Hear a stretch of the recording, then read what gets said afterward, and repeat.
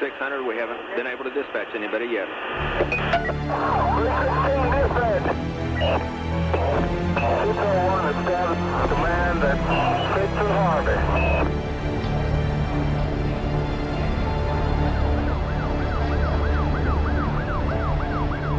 On April 19, 1995, as many people were starting their workday, a beautiful spring morning in the heartland became chaos when at 9:02 a.m., explosions tore through the Alfred P. Murrah Federal Building in downtown Oklahoma City. An explosion at 9 o'clock this morning that did that damage you're looking at right there, blowing off the entire north face of that building. The federal building located 200 North West 5th Street was almost completely destroyed. A terrible tragedy has occurred here in Oklahoma City. The bombing in Oklahoma City was an attack on innocent children and defenseless citizens. 168 people were killed in the blast and over 800 wounded. The hospitals were overrun with casualties. A rescue worker was killed from falling debris within the first few hours. But what would sear the bombing in the hearts of Americans was the 19 children inside the daycare center in the building who had lost their lives. The most beautiful memorial left by anyone is not in the rubble of this building, but in the hearts and the lives that knew them and loved them. We come today to remember their lives, and we come today to offer thanks. Thanks for the hundreds and hundreds of people who were involved in the rescue and recovery efforts. 6 years before 9/11, it was the first mass casualty terrorist attack on American soil. The prologue to a new chapter in American history had been written in blood, fear, and shock. Terrorism had struck home. From now on, nothing would be the same again. We know that more than McVeigh and Nichols were involved. There were questions of other bombs being found at the scene of the crime, witnesses to the bombing. The FBI, like any government agency, is more concerned with power, prestige, maintaining its position, rather than truth and justice. Based on the damage pattern to the building, what the government says is impossible. That life we had back before the bombing, that life is over. For the first time in my fight with the government, they stepped forward and said it would pose a grave risk for the national security of the United States of America if we release these CIA documents. If you know the truth will set you free. You've got to band together, or it's over for all of us. The man on top will get you. If we don't expose the fact that Oklahoma City stinks to high heaven, the same people that carried it out are going to do it over and over and over again, and they're going to use these frightening events to drive a stake through the United States and kill our republic.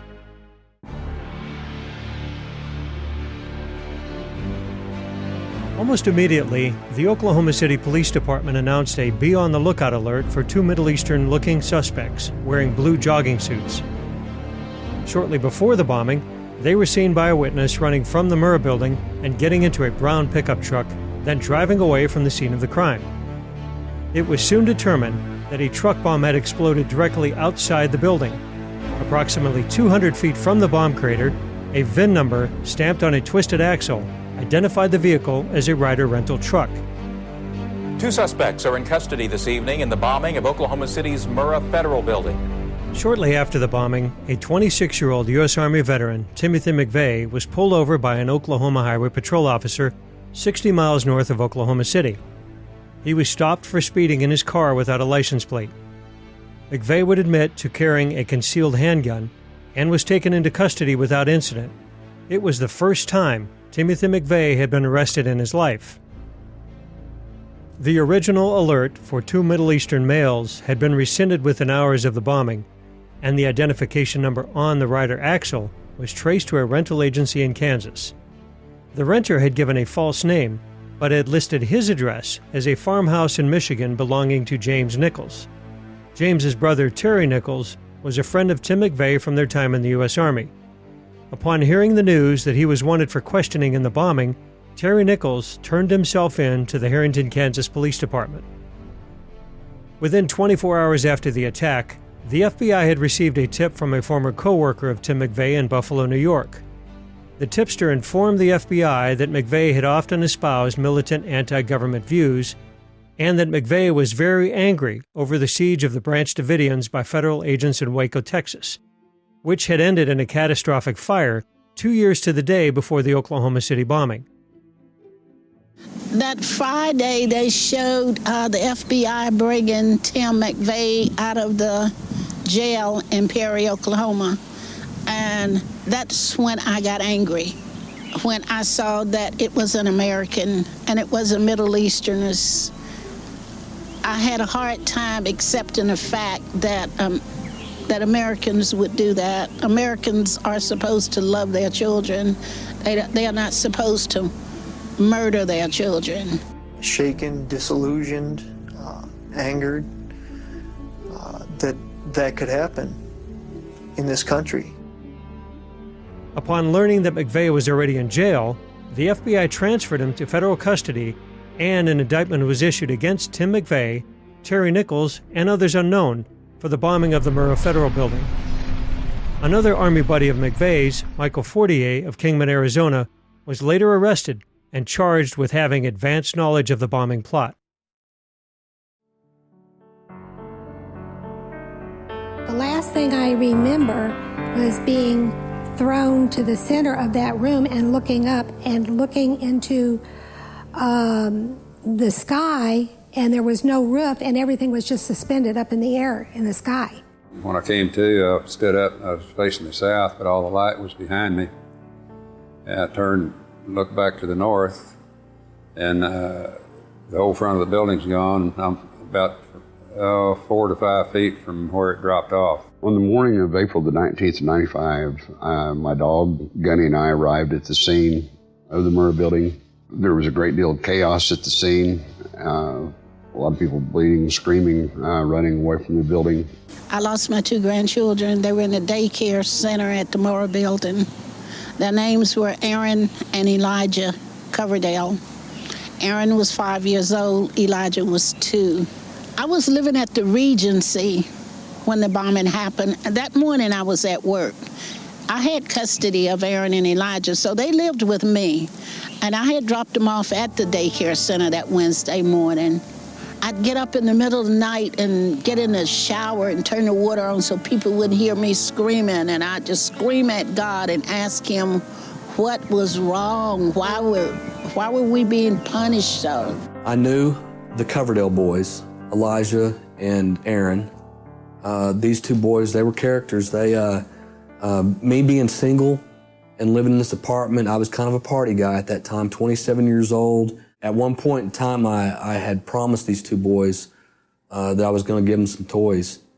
And problem with that, living in the Regency, on the 18th floor, you leave something in your car, you don't want to go back down and get it because it's just a hassle unless it's ice cream. And so I left these toys in the car for the longest time, and I never did get them those toys until, after they passed away, when I gave them to Janie. Well, then I got watching the stuff down on the street, kind of got mesmerized by what was going on down on the street.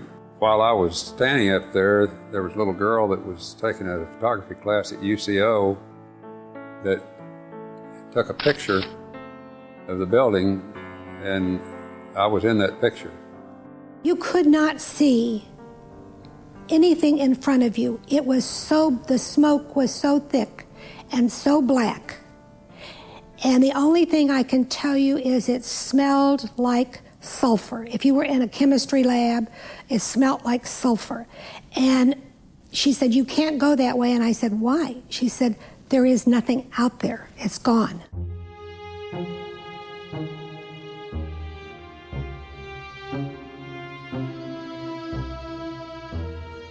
The reasons for the bombing, the perpetrators, the rumors, and the suspects change depending on whose viewpoint you take. Like all controversial events, some of those closest to the event and farthest away are bound together by their questioning of the official story. The first questions were directed at the Bureau of Alcohol, Tobacco, and Firearms, which had launched the raid on the Branch Davidians. The Oklahoma City office for the ATF was located in the Murrah building and was the supposed target of the attack. Yet, no agents were killed or seriously wounded. Was the ATF office empty that morning? I asked him if I could speak with an ATF officer that worked in the building so I could find out if they knew anything about my wife. And he told me that they were in debriefing, and I asked him, I need to talk to one of them, I need to find out something. And he said that none of them had been in the building, so they weren't hurt. They had been tipped by their pagers that morning not to come into work. The ATF told several different stories to explain their agents' curious absence. The most fantastic story was that 2 agents were indeed inside the building and were heroes that day. ATF agent Luke Franey claimed that he was knocked unconscious by the blast and, after an aborted helicopter rescue, crawled onto an outside ledge to escape his office. Franey reported that he then used his martial arts skills to break through several walls and injured his hand. Another agent, Alex McCauley, claimed that he was in an elevator at the time of the bombing. After free-falling for 5 floors, McCauley supposedly broke out and rescued several people. My crews were the crews working on the Murrah building the day of the bombing. Immediately after the bombing, they called me on the radios, and at that point, they were going in to assist with, because the fire department hadn't even got there yet, they were going to check to make sure all the elevators were clear. They weren't aware, because they were coming from the south side, that the building on the north side was gone. So they went in to check the elevators, and that's when they found out how bad the damage was inside the building. None of the elevators went to free fall because the governor overspeeds were not tripped. The safety mechanisms on the bottom of the elevators were not tripped, so none of the elevators had a free fall condition. I think it was McCauley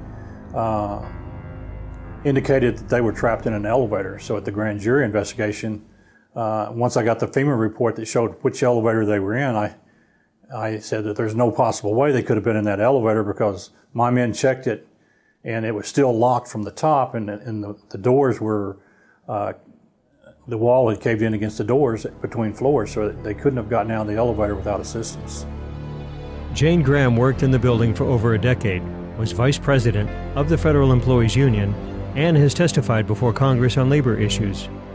She knew everyone in the building and bore witness to suspicious behavior that morning. On the morning of the bombing, when my husband dropped me off and I got out of the car, as I was walking toward the entrance, there were 2 men standing directly in front of the double doors, and there was a little sitting area there, planter and so forth there in front. They were standing right there on the sidewalk. They had on ATF jackets, which said ATF on them. They were talking to a third gentleman who was dressed in business clothes. And I saw them, their backs were to me, and I thought, they don't normally, all of the people we see go up there to ATF and everything, they're never identifiable. They always are dressed, a lot of them look like drug people and other things, and, but they're certainly not dressed for you to be able to tell who they are. A paramedic who responded to the bombing, Tiffany Bible, confirms that the ATF were not in their office and in fact may have been aware of some type of threat that day. In this affidavit, she states that immediately after the bombing, she asked an ATF agent on the scene if any of them were in the building. He responded, "No, we weren't in there today," and that the Murrah building was bombed because of Waco. She further states that within the first 20 minutes of the bombing, she saw at least 8 ATF agents outside the building in clean black jumpsuits. To this day, the ATF has been unwilling to address their prior knowledge of the bombing. Beyond the vague rumors of the significance of April 19th, some federal agencies were aware of an actual threat. One of the most frustrating things about prior knowledge is that the media, some in the media and others would accuse us of saying that the government blew the building up, which we never said, and I do not believe. The U.S. Marshals, responsible for security of federal personnel and facilities, warned that, quote, Islamic terrorists may be planning suicide attacks against federal courthouses and government installations, designed to attract worldwide press attention through the murder of innocent victims. The ATF had placed informant Carol Howe into a white separatist community in eastern Oklahoma called Elohim City. Another ATF agent admitted under oath that one suspect, Andy Strassmeyer, was reported to make, quote, threats to blow up federal buildings, unquote, before the Oklahoma City bombing. Furthermore, Carol Howe actually drove Strassmeyer and other suspects to Oklahoma City to scout bombing targets. Was this the source of the ATF's suspicious behavior the morning of April 19th? U.S. Representative Ernest Istook of Oklahoma also displayed advanced knowledge of the bombing. To my left from the east, I saw Senator Istook kind of work his way west. Well, he came up to me and we started talking small talk, terrible thing and all this, and really didn't know what much to say. And he said, all of a sudden he made the comment, yeah, we knew this was going to happen. I noticed the lady back behind me by a backhoe over there taking pictures. She identified herself as an attorney, Lana Tyree, and she was with Ernest Istook. And she made a comment to me that Istook told her that they were aware of a bomb threat since April 9th. You didn't really think much about it until this grand jury and stuff started probing into it, and people were claiming that there wasn't any prior knowledge. But, I started thinking about it and got with Dave, and we put 2 and 2 together, and we said, hey, somebody knew about a prior bomb threat. This ought to be known. Everyone who knows me knows I would not sit idle if I knew about a conspiracy of silence. I would never rest until such a conspiracy was exposed. But I know of no such conspiracy. Istook has denied this evidence under oath, but he has never answered the Oklahoma County Sheriff's deputy's challenge to subject his opposing versions of prior knowledge to polygraph testing.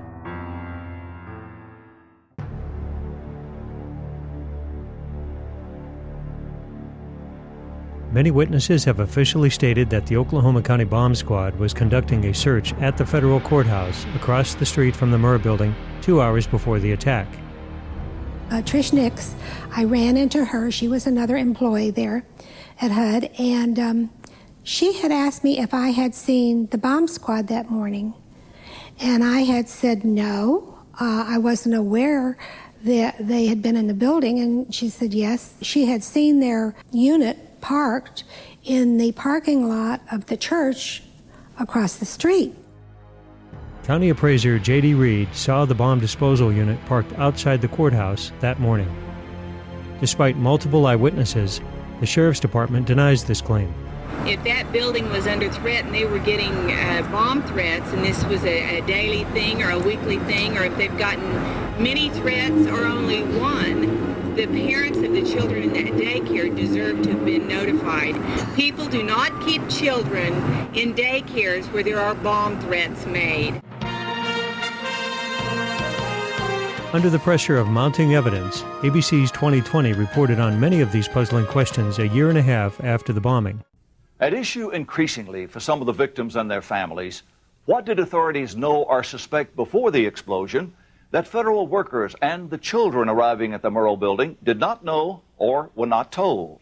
There was this fairly large truck with a trailer behind it, and it had a shield on the side of the door, and it said bomb disposal or bomb squad below it. Authorities now claim in federal investigative reports that the huge, ominous truck with its trailer was being used by a deputy to run routine errands. Other documents obtained by 2020 show that someone called the Executive Secretariat's office at the Justice Department in Washington and said the Murrah building had been bombed. But this was 24 minutes before the blast. No action was apparently taken. According to the show's producer, the Justice Department actively intervened to prevent an in-depth follow-up to this segment from airing nationally.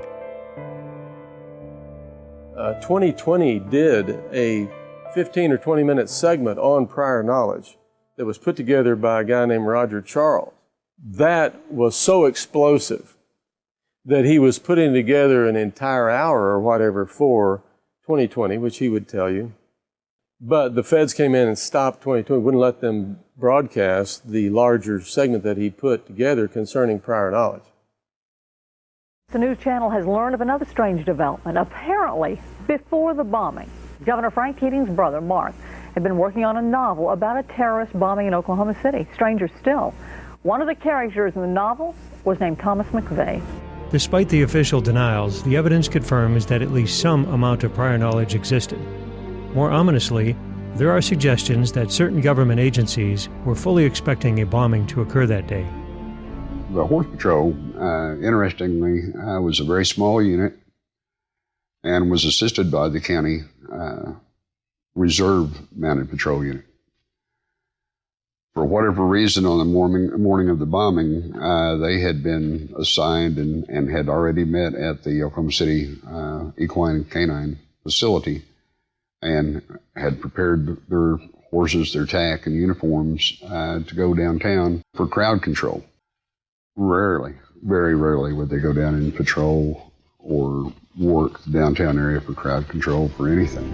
The importance of exposing prior knowledge cannot be understated.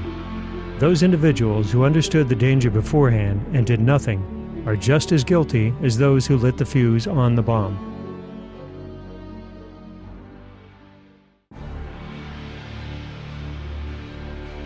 As the FBI and Department of Justice narrowed its focus on Tim McVeigh as the lone bomber on April 19th, people seeking truth and justice for the dead were dismayed that so many reports of accomplices were being discarded by the federal authorities.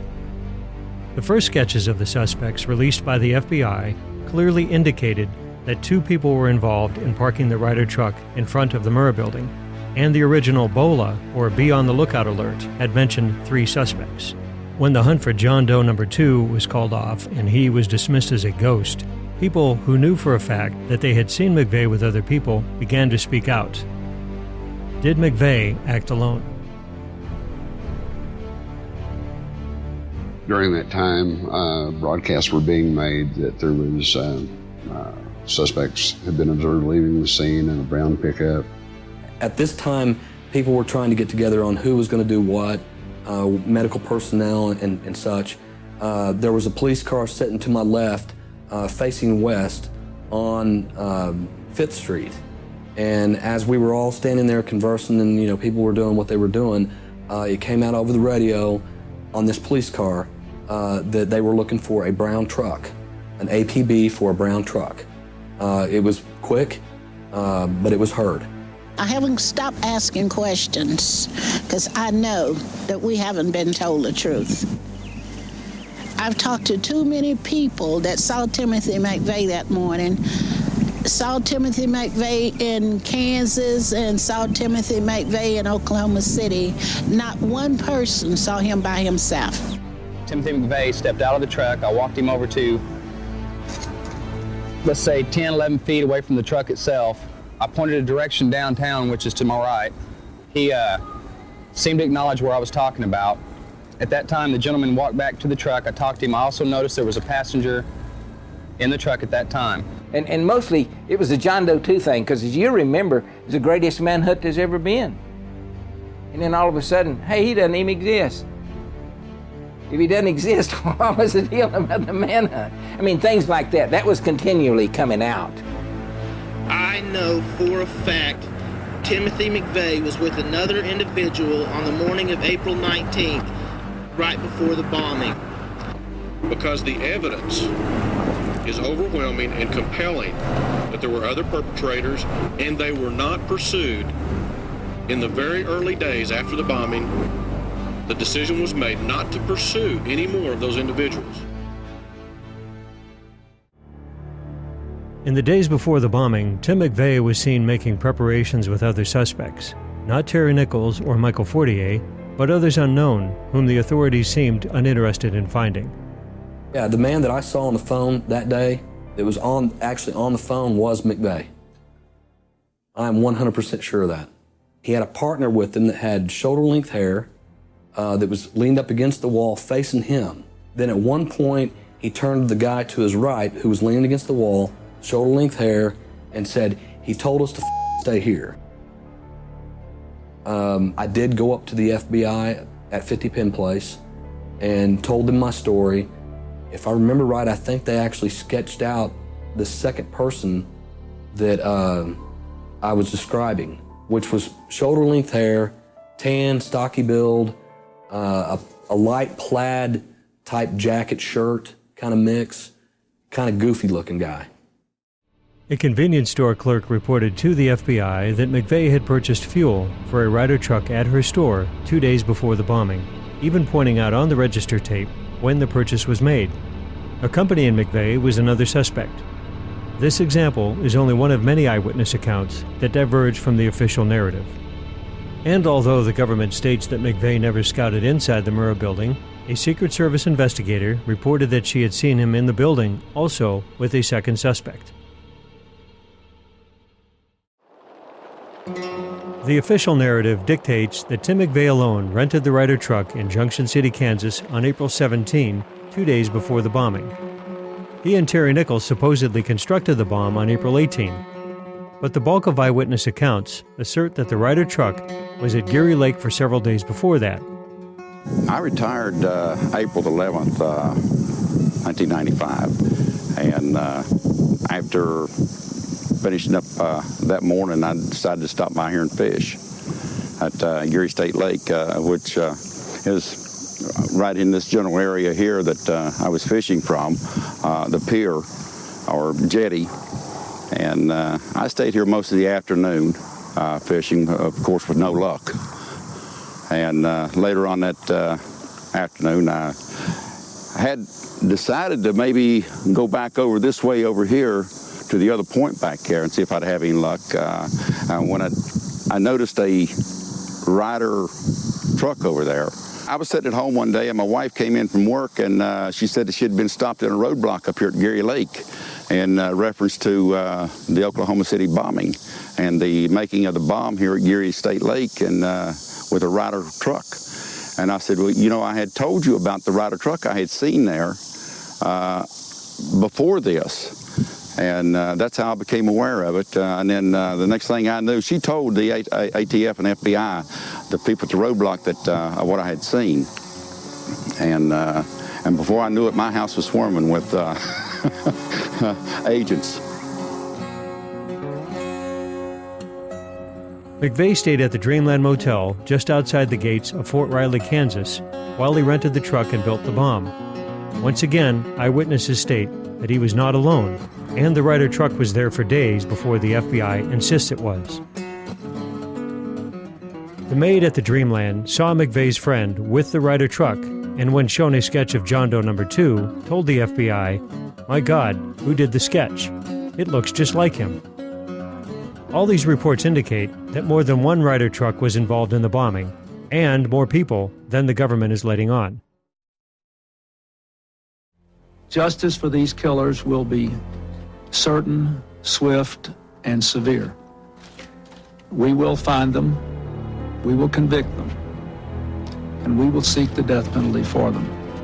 It was promised to the people of Oklahoma City and to the rest of America that every single person responsible for the bombing would be caught, tried, and held accountable for the harm they had inflicted. It was expected that this promise would be fulfilled. Nevertheless, as eyewitness testimony and other promising leads were being carelessly discarded, replaced only with the lies and inconsistencies of federal officials, a deep but private suspicion grew in the minds of observers that perhaps a government cover-up was underway.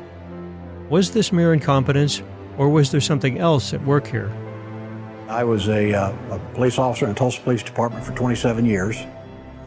And in 1995, when the Oklahoma City bombing occurred, I was requested by the local FBI office through our chief of police to assist any way I could and look into the bombing, and using my contacts as an investigative journalist, which is what I did on the side, to try to find out anything we could find out about the bombing, McVeigh, Nichols, and just kind of follow the investigation any place it went, just follow the leads.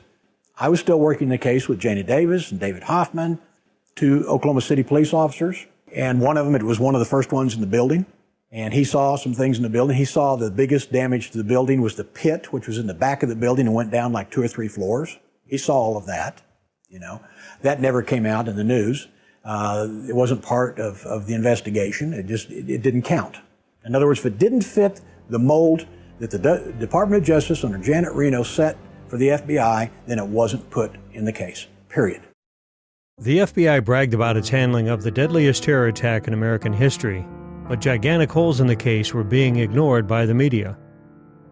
McVeigh was first suspected because he rented the truck under the name Robert Kling.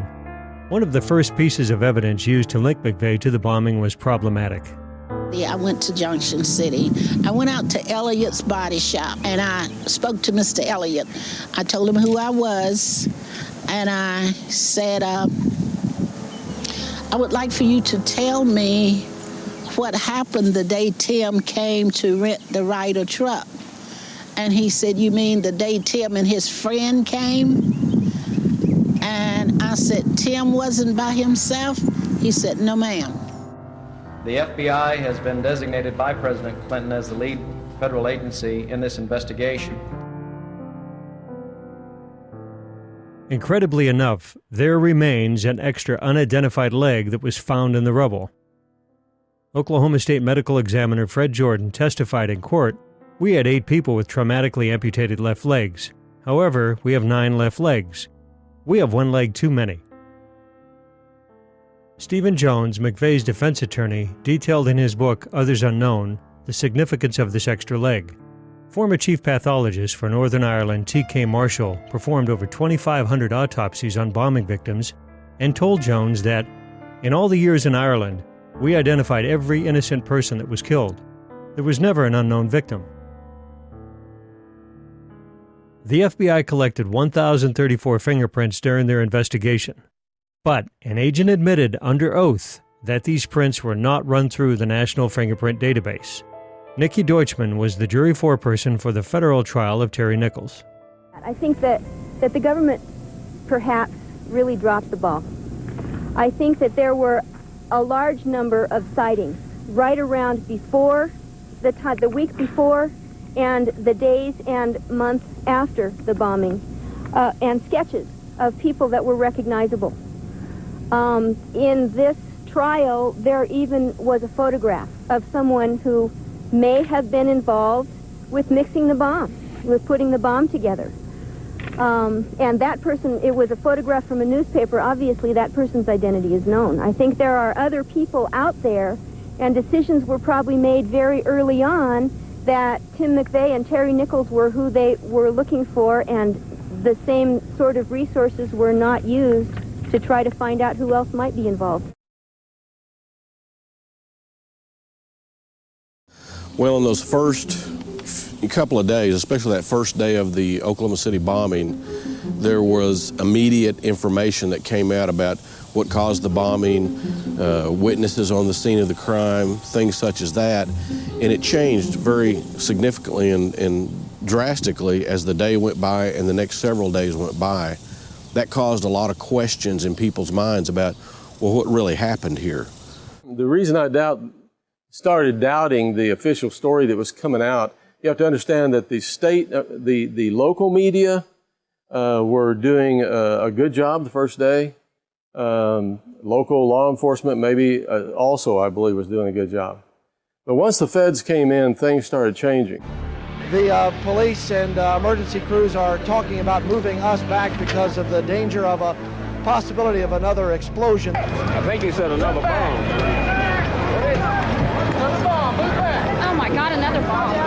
The fire crews and the various emergency crews are trying to get in, but we keep getting reports that there may be other devices in the area. They will use that trailer. You see the bucket on the back there, sort of, this is how they would transport the explosive device away from this populated area to try to do something with it.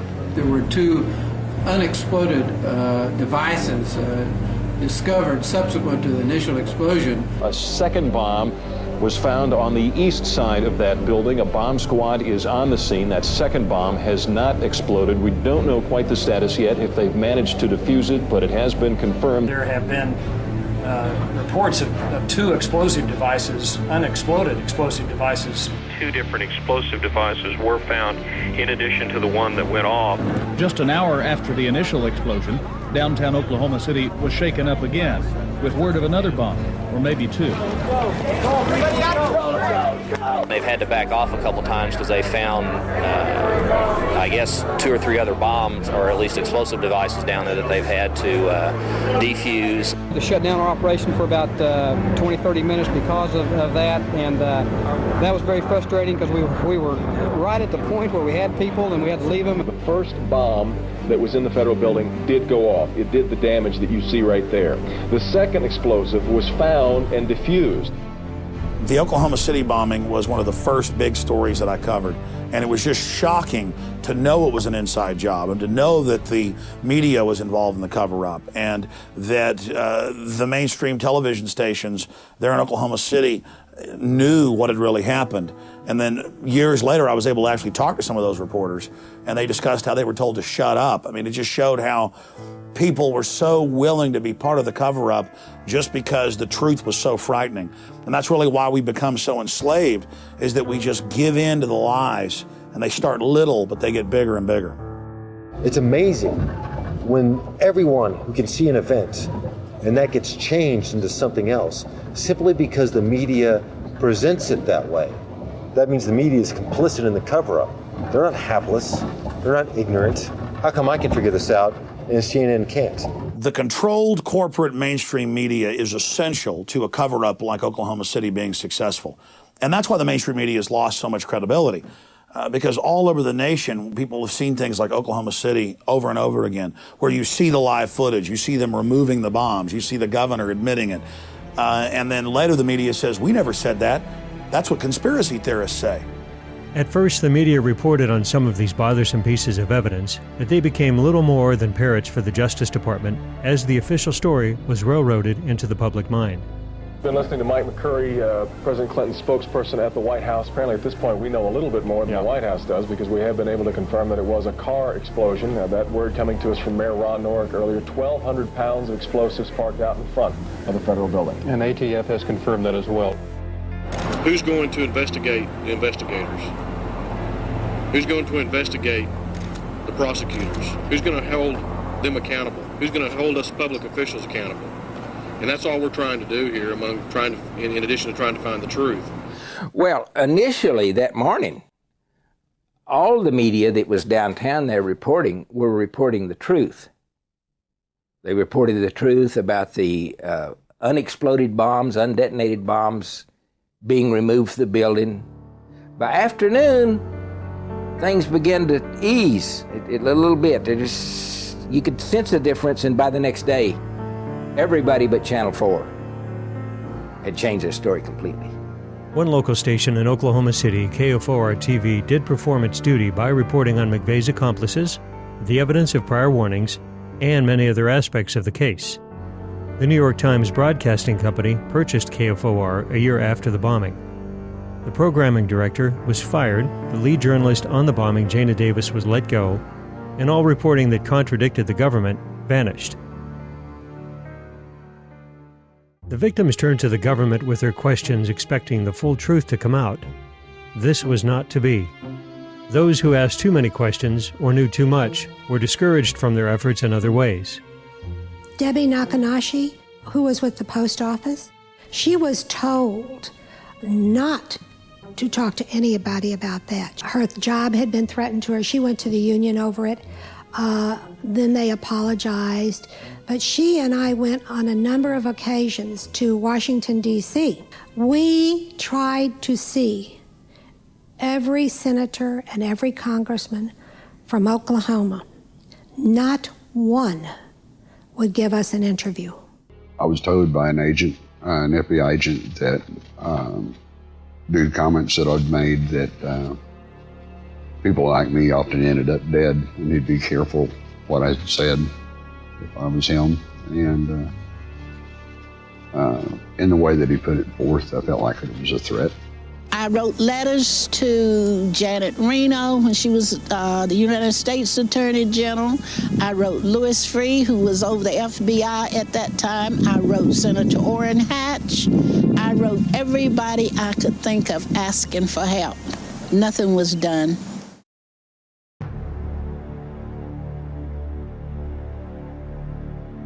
When the government decided that the investigation was over, a federal grand jury was impaneled to hand down indictments. This is usually a straightforward process. But the federal prosecutors were not counting on one grand juror, Hoppy Heidelberg, to actually ask questions of his own. My name is Hoppy Heidelberg, and I served on the federal grand jury that was supposed to investigate the Murrah Building bombing in Oklahoma City back in 1995. Actually, the grand jury has two responsibilities that are outlined in this book. The first one is says the grand jury operates as a sword authorizing the government's prosecution of suspected criminals, and also as a shield protecting citizens from unwarranted or inappropriate prosecutions. Now, that's not something that the media or the government ever points out, but that was actually the reason for a grand jury in the first place, to protect citizens from the crown, who at the time had a habit of prosecuting their political enemies or anybody they chose for any reason. The grand jury, our grand jury, that was supposed to be calling witnesses, were not allowed to call any. And it was my letter to the judge telling him that and demanding that we be allowed to call witnesses that got me excused from the grand jury. What you will hear and what they say that's a lie is that the grand jury foreman is the only one that has the right to do this or that. And that's not true. According to the book, any member can demand anything he wants for any reason. It can be just his personal opinion. It can be from information he gets. And of course, they tell us, well, you can't watch TV or you can't read the paper. That's nonsense. That's nonsense. Grand jurors need to be well informed if they're going to do their job properly. See, we were never allowed to see the photo evidence from the cameras on the Murrah Building that would have shown the truck being parked and the people who got out of the truck. That's all on tape. And we were authorized to see all of that, but we weren't allowed to see it. And in fact, nobody's been allowed to see it. All those tapes have been kept under wraps for 15 years. It was just too important to the American people to know what happened there for me to keep quiet, because nobody else was going to speak up. The other grand jurors were petrified because they observed on a daily basis the kind of intimidation tactics that were used by the Department of Justice attorneys to attempt to keep me under control. And when they found out about the FBI visits to my home, I really shook them up. Now they're even scared to talk to me in the men's room. Hoppy will never be silenced. In 1998, he ran as an independent candidate for governor of Oklahoma, intent on reopening the investigation into the bombing. After being excluded from the gubernatorial debate, Hoppy walked on stage to ask Governor Frank Keating why. Y'all both are on the record as saying that you think I should participate. Do you still believe that?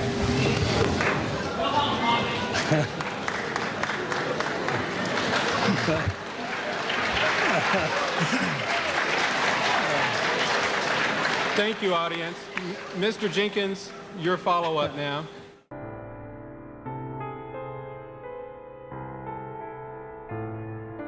2 years after the bombing, the trial of Tim McVeigh began in Denver, Colorado. The trial had been moved out of Oklahoma despite the constitutional mandate that federal crimes must be tried in the district in which they occurred. The truth seekers were assured that all of their questions would be answered in court. The trial was not handled appropriately. It was handled in a way that was very prejudiced against the defendants. If you look at what Judge Maitch did concerning prejudicing the jury toward the people that were being prosecuted, by 2 weeks he showed them pictures of dead babies and blood and guts, and which is all basically, in my understanding of the law, illegal to prejudice the jury like that. Yet they did that kind of stuff apparently on purpose. I was told that by the U.S. attorney that if I attended the trials in Denver, that all of my questions would be answered. I gave up everything I had, my apartment and everything, and I moved to Denver. And I attended both trials, and by the time Terry Nichols' trial was over, I had more questions and no answers. The trial lasted 3 weeks. In contrast, the O.J. Simpson trial in 1995 had lasted 9 months. The jury deliberated for less than 24 hours and sentenced Tim McVeigh to death. McVeigh waived all his appeals and was fast-tracked to be the first federal prisoner executed in decades. Just before his execution date, the FBI announced that they had withheld thousands of pages of documents that could have influenced his trial, which led to a month-long stay of execution. I mean, they weren't able to get thousands, at least thousands, probably a lot more than that, of documents from, the FBI and the DOJ. They just wouldn't turn them over. On June 11, 2001, Tim McVeigh was put to death by lethal injection at the federal death row in Terre Haute, Indiana. He left no message and was quickly cremated without an autopsy being performed on his body, contrary to the standard procedure for executed prisoners. Terry Nichols was tried and found guilty in a separate trial and received a life sentence without the possibility of parole. In 2004, Terry Nichols was then tried in Oklahoma on state murder charges in the prosecutor's hope of imposing a death sentence. Nichols was found guilty, but a jury once again refused to execute him. Those jurors did the best job they could with the case that was presented to them. I think what their statement says is they knew there was something wrong and somebody had some involvement here, but they also, as they have said themselves, that there were lies, there were mistruths, there were bungling, there was arrogance, there was things that were not pursued like the other John Does, and so they felt like there was a reasonable doubt. Michael Fortier became a witness for the federal prosecutors, received a 10-year sentence, and was released in 2006 directly into the Witness Protection Program. Justice, the government announced, had been served.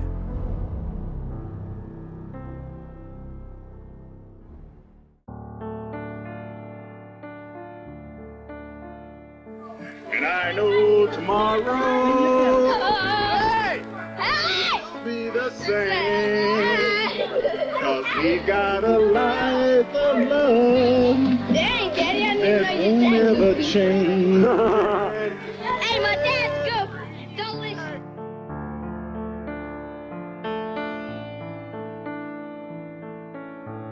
As the government proclaimed justice for all impacted by the bombing, the people back in Oklahoma still sought the truth and knew now they were on their own.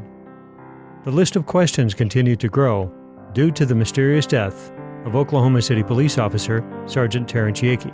Terry Yakey, unlike the rest of Oklahoma, may have known too much. Officer Yakey was just over 30 years old at the time of the bombing. The morning of the bombing, he was issuing a traffic ticket near the Civic Center Music Hall, which is about 4 blocks to the west of where the Murrah building stood. He dropped the ticket book, let the woman go, and says, I have to obviously attend to other things. He heard the multiple blasts coming from the Murrah building. Sped up there in his black and white squad car and immediately started pulling out the first of 8 people. Mr. Tom Hall being the first, a former employee of the GSA. Tom, to this day, in fact, I talked to him a couple weeks ago, still has the utmost respect for Officer Yakey. He literally saved his life. Officer Yakey, being an astute police officer for 7 years, veteran of the Oklahoma City Police Department, knew that something was horribly wrong. He tried to get the official storyline out through his commanding officers at the Oklahoma City Police Department, through his family, through his ex-wife, and he chose to withhold some of the storyline because he was in fear for his family and his wife and his 2 young daughters at the time. What we found out, between the hours of 8 a.m. and 1 p.m. that morning, he was brutally murdered 1.5 miles from the front gate of the El Reno Penitentiary. From that moment that his body was found, we know that the crime scene was destroyed. There were spade shovels that were used to turn over the crime scene. Ballistics, any gunpowder residue, anything that had to do with his death was completely destroyed. It was corrupted. He started having problems with it, not only at work, but his apartment got broke into, his car got broke into, things were stolen out of his house. He had accumulated reports, evidence, I don't know what all, but he was going to take it out to a mini storage in El Reno. And he left one night, and he told a friend of his that they were going to go out to dinner. He says, I got to run out and put some stuff in mini storage, and as soon as I shake these feds that are following me, I'll be back and we'll go to dinner. Well, he never came back. Instead, he was found the next day by a Canadian County Sheriff's deputy. Well, they found his car first, and then they found him in a field near the El Reno Penitentiary. The damage to his body was obviously a torture homicide. It was obvious. But what intrigued me the most, that he had several cuts on both of his wrists, inside both elbows, both jugular veins. He'd been beaten. He had ligature marks around his neck. He had handcuff marks on his hands, on his wrists. And he had a small caliber bullet wound that started above on the right-hand side of his temple and exited low on his cheek with no powder burns. The day of his death, when my daughter called me, I left work, went to El Reno to help because I could hear the seriousness in her voice, that she was getting upset. Why would the police be calling her looking for Terrence? And when we went to the apartment where he lived, the manager there stated to us, well, why are you looking for him? The police have already been here and taken his cruiser. So I'm not sure what was going on. It was strange. And about 10 o'clock at night, I had put my grandkids to bed. The phone rang, and when I picked the phone up, I could hear my daughter screaming in the background. And I assumed something bad had happened, but I didn't think death. And my son said, Mom, they found Terry. He's dead. One of the things that surprised me was that there was no autopsy performed. The other thing that really bothered me was we were being told that Terry was high on drugs and drunk. And of course, the medical examiner's office did a report on Terry and his injuries, which was really not an autopsy, but just an overview. And it showed that his BAC was 0, meaning no blood alcohol content. There was no drugs in his system. It bothered me that they didn't treat Terry like a police officer like he was. He was a good guy. And he never said to us that I'm depressed. I need help. Not to me, or not to his sisters. I think it's only fair that we know, as Terrence's family members, what happened. Officer Yickey's official cause of death was suicide. And that was actually laid out in the medical examiner's report at the Oklahoma State Medical Examiner's Office. We've since were able to retrieve that record. What we found out, though, is that, number one, the crime scene was corrupted, went completely in the face of a proper investigative procedure. The extent and the amount of and the number of wounds on his body clearly shows that he couldn't commit suicide. Physically and logistically, you just can't do that to yourself. Terry also, we knew, was anemic. He would not have been able to traverse over 1/2 mile from where his car was to where his body was found and not have passed out. His heart would have literally given out. He wouldn't have had enough blood pressure in his body to survive. The car was locked. The windows were rolled out. The keys were in the console. There was a bloody knife in the glove box. You don't stab yourself 13 times and have superficial wounds on the, along your arms and chest and your upper neck, and walk a half a mile and decide to die next to a tree. Being the family of an officer, I expected some kind of care and consideration for us, being the family of Terrence. There was another detective by the name of Mullinex that told my daughter that she looked at too many movies and she needed to see a psychiatrist. When we were asking questions, wanting to know about his belongings, wanting to know about things that happened during the course of where they say they found my son. And I don't think this was very kind of them and considerate of us being family, that they should have talked to us like that. But they did. And as far as I'm concerned, that made me more suspicious of what happened to my son. The brutal torture and murder of Terry Yeagy served not only to silence his voice, but the voices of other first responders who may have seen something that would shed light on what really happened. Those who keep their silence know exactly what Terry saw, but he will never be forgotten by those who ask questions and demand answers.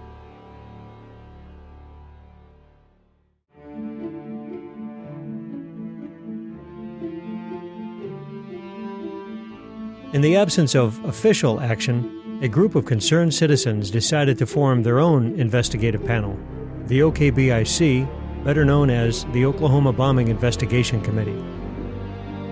Their goal was to compile enough evidence that would attract attention by the media and the government, and therefore compel a more thorough investigation. Entirely funded by donations and their own money, the OKBIC took affidavits, recorded eyewitness testimony, and paid for private investigators to chase down leads. I'm Charles Key, State Representative in Oklahoma City, and I formed the Oklahoma Bombing Investigation Committee. I had a number of constituents come to me and other people that started raising their own questions about the investigation and what direction it was going, because it seemed like there was an effort to try to change that initial report of what took place on the first day of the bombing as the days and weeks went by. We look at what State Representative Charles Key did. He went on the facts. He went on the information the grand jury gleaned. And clearly there was complete prior knowledge. I observed the fact that Charles Key seemed to be standing up for the truth in some areas that I felt like was not being dealt with appropriately by authorities. The Oklahoma Bombing Investigation Committee was formed for one purpose, and that's to obtain the truth. First I thought, that's just another politician trying to get a little publicity. Then when I met Charles Key and Colonel Wallace and Dale Phillips, found out that they were for real, and they asked me if I would join them, and I agreed to join them. I think Charles Key's work is absolutely outstanding, and it continues to be. Even to this day, we're looking at, 16 years on almost, coming this April. Charles took a lot of risks. When we saw what was going on with the investigation and that it was trying to move away from the early facts that were presented by law enforcement and by the media, we pursued establishing a county grand jury in Oklahoma County, something unique to Oklahoma and just a few other states in the country that allows citizens' grand juries to be impaneled to investigate things such as this. The committee meetings were very serious. We fought the government at every level, all the way through to the Supreme Court of the state. We had a lot of people that came forward and brought us a lot of information that we wouldn't have gotten any other way. We were pursuing all the information that we could get our hands on about the bombing, and we were trying to get a congressional investigation of the bombing. I was in awe at the amount of effort that they put in that first 6.5 years before the book was released. And then to have the book released, come out to the general public 3 weeks before 9/11 occurred. And to see every single obstacle that was thrown in their face, all the way from the news media to financial to emotional, and interviewing over 329 victims, family members, and survivors. And these people were consistently basically saying, I am not going to fail. I'm not going to quit. I want the truth to come out on this. So we formed the Oklahoma County Grand Jury to have essentially a citizen's investigation into the Oklahoma bombing. And that caused us to have to get together a number of signatures from citizens of Oklahoma County, which we did. We got, 12,000 signatures. We only were required 5,000.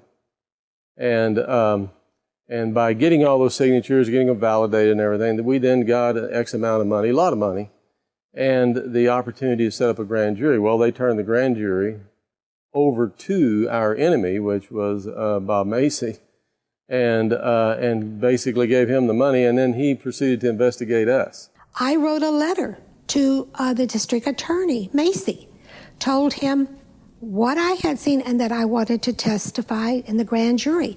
I got a letter back from him telling me that the grand jury did not want to hear anything I had to say about the bombing. After the Oklahoma County Grand Jury was actually initially formed, then there were some efforts to try to stop that by the Oklahoma County DA and others. And at that time, we organized ourselves in a more formal way. We hired private investigators and some others to help us put the information that we had gathered together in a form that we could present to that county grand jury. 4 or 5, 6 months into the investigation, we started suspecting that our phones were tapped. And I don't remember how we got the information, but we were given a number that we could dial, and it would either confirm or that it were tapped or that they weren't. And we'd dial this number, it would confirm it. We didn't really have anything to hide, so it didn't really make that much difference. It didn't affect our investigation too much. I think as we finalized our work, as we got to the end, as that grand jury was impaneled, and as we put this report together, we had a lot of media that was waiting for this report. They were ready to give it some significant coverage. And our report came back from the book publisher about 2 weeks before 9/11. And one of the things that we said and some others said during that time frame, as before and after 9/11, that the reason that we did this is because if you don't ask the questions and you don't hold government accountable in everything that it does, not just bombings like this, but everything, then you'll have the same mistakes happen again, and they will get worse as time goes on.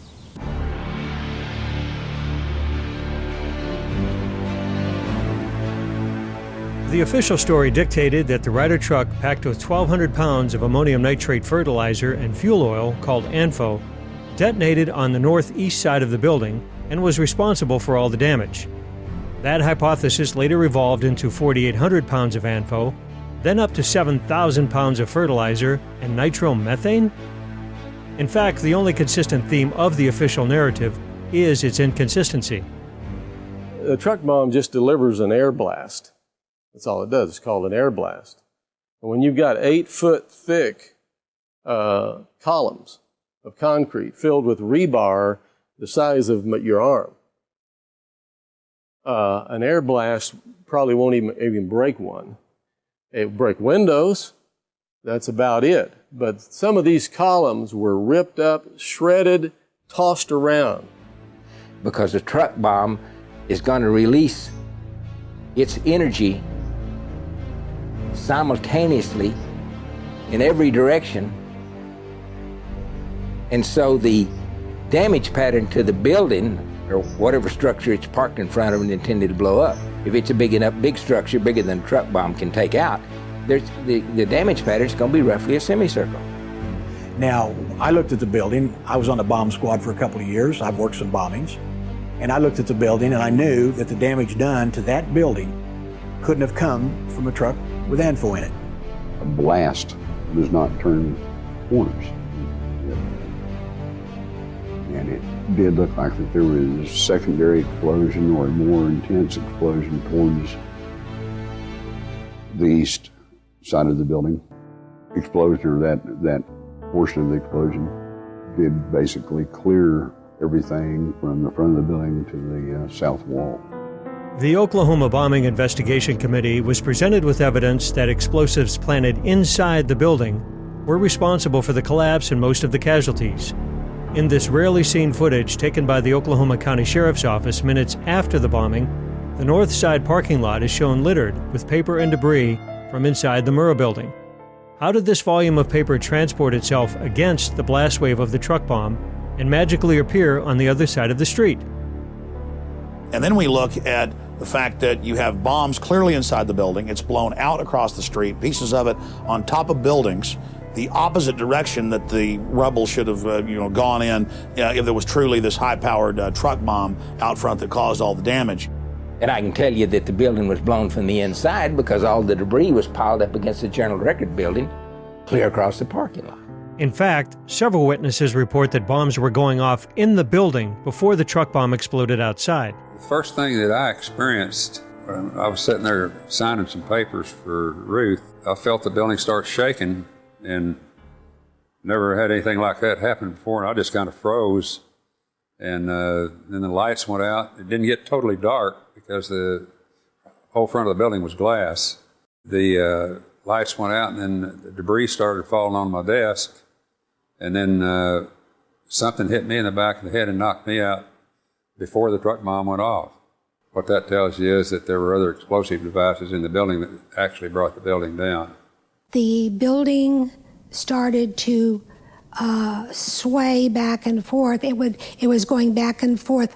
And I had sat there and I thought, no, it doesn't feel like an earthquake. And I was kind of stunned. And then about 7 or 8 seconds later, I felt this explosion, and you could actually feel the concrete floor actually rising from underneath you. You could feel it coming up from the inside. It was like slow motion. We crawled under before the glass started coming, and everything it just seemed to roll in on us. I thought it was an earthquake when it started. It was just a kind of a shake, and then everything started going like this, and I dove under the desk, and then all the glass came in and the ceilings came down. 3 seismographs at the University of Oklahoma, the Omniplex Science Museum, and in Franklin, Oklahoma, recorded a seismic event lasting 8 to 10 seconds that suggests the possibility of 2 blasts. There were 2 energetic spikes. One was the truck bomb, and the second spike was explained away as air blast pushing on the ground or falling debris. But a representative of the Oklahoma Geological Survey stated for the record that this spike was not the result of floors collapsing and that the last 5 seconds of ground motion did not have air blast associated with it.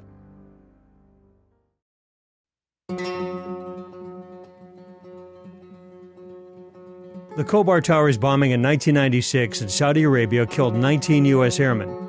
That bomb was several times larger than the bomb supposed to have been used in Oklahoma. It left a huge 85-foot crater, yet there was no major structural damage on the simple slab building. What happened in Oklahoma City to cause the major horizontal support beam to fail and the complete failure of these 2 series of columns on the east side of the building? This collapse was responsible for most of the casualties. The crater, when seen from above, is offset from the major structural damage in the building. For some reason, the official story has inflated the size of this crater. The bomb, at least I've seen where the reports from the different agencies have said the bomb extended from the cab to the tail of the truck. And one of the things that really bothers me about that is the rear axle from the truck went down and collided with the car in front of the Regency Tower about 1.5 blocks away. The front axle of the truck was hurled eastbound and struck a parking meter about 1.5 blocks away in front of the YMCA building. If the bomb was that big, that rear axle would have been driven into the crater, and instead of being split apart as they were. And the truck bomb itself, to me, had to be between the 2 axles. It could not have been over that rear axle. I was surprised from even the FEMA report and the published reports that nobody could determine what the size of the crater was, and that's one of the things I brought up at the grand jury investigation is that the crater was half the size that they had proposed in the FEMA report. The crater had a 5-gallon bucket sitting next to it after they had it uncovered, and you could extrapolate from the size of that bucket to the size of the hole as to what size of the crater was. And it was approximately 16 feet across. August 24, 1970. It was a Monday morning. Carlton Armstrong, his brother Dwight, and 2 other perpetrators, Leo Burt and one other individual, drove up to the side of the Sterling Hall. It was a math research building. Dow Chemical had their offices there. It was federal government as well as the university faculty that worked there. And they had drove a Ford Econoline van stolen from a math professor, laden with 4 metal drums, 50-gallon drums full of ammonium nitrate and fuel oil. The Sterling Hall bombing consisted of 2,000 pounds of ANFO, and it was set off right next to the building. The windows were blown in, the facade was damaged, but there was no structural damage. In fact, the Army Math Lab was closed for only 1 day. In Oklahoma City, a similar ANFO bomb detonated 15 feet away from a much more robust structure and inflicted massive structural damage. What that case did was it was a bellwether. It set a standard for us to look at. It says, okay, if ANFO was in fact used in Oklahoma City, why did it not have the characteristics of what occurred in Madison? Furthermore, the signature of an ANFO explosion is nitric oxide, a noxious gas. There was certainly no fertilizer bomb. We know that because there was no ammonia gas in the air. In every other explosion, and some students blew up and did make an ammonium nitrate bomb, but everybody who rushed to that building after the explosion had to be hospitalized. If you ever smelled ammonia strongly, and you're talking about going into a horse trade or something like that, that's not strong, but that'll gag you. It will sear your lungs. I mean, everybody that smelled that ammonia gas after the ammonium nitrate bomb at that university had to be hospitalized. It would have been 30 minutes or an hour, depending on how hard the wind was blowing, before anybody could have even approached the Murrah building if there had been an ammonium nitrate bomb. There were other search and rescue personnel that were down there immediately from St. Anthony's Hospital and nearby, as well as office employees from the surrounding offices.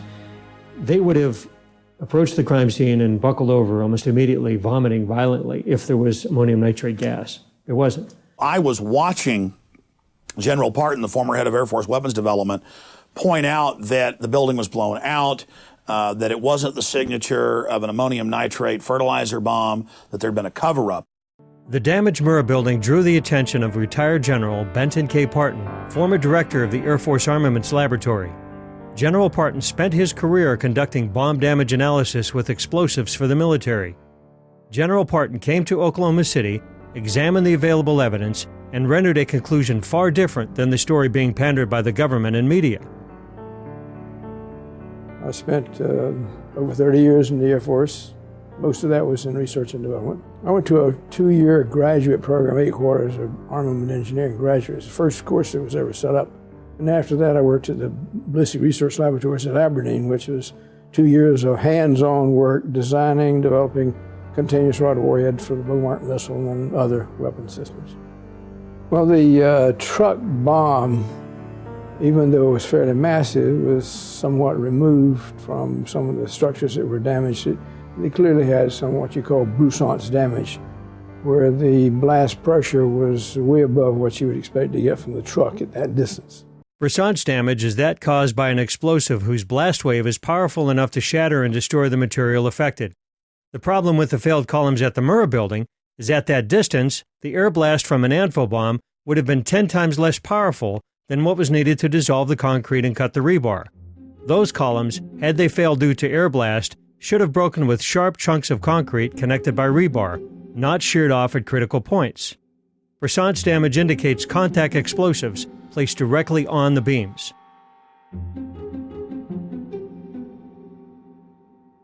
Even more perplexing is the total collapse of column B3, which caused the floors on the east side to pancake onto one another.